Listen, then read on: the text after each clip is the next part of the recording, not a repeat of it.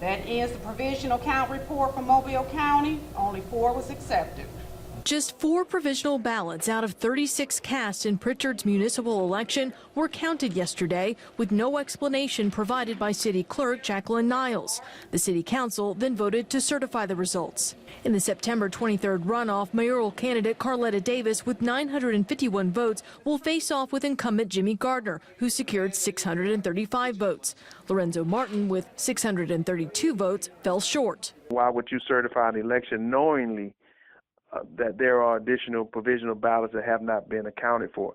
And not only that, that there was efforts placed to correct the problem, and there was a directive given on how to correct it, and that wasn't followed through. Mobile County Board of Registrar's Attorney Jay Ross says the clerk's office turned in 13 provisional ballots 24 hours after state law requires, and they were not accepted.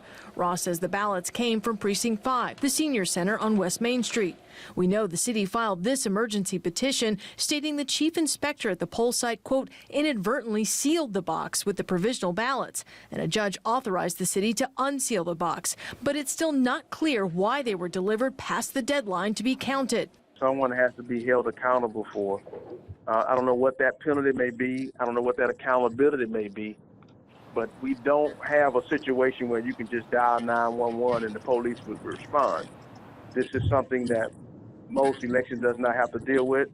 So it's causing us to have to be creative in knowing what corrective actions has to take place when there's an error of this magnitude. If there's missing ballots, then how can you swear in and certify an election when there's still missing information? So that shouldn't have even happened. Community organizer Calla Etheridge, who ran unsuccessfully for city council, started this petition weeks before the election, requesting monitors from the Secretary of State's office due to election integrity concerns.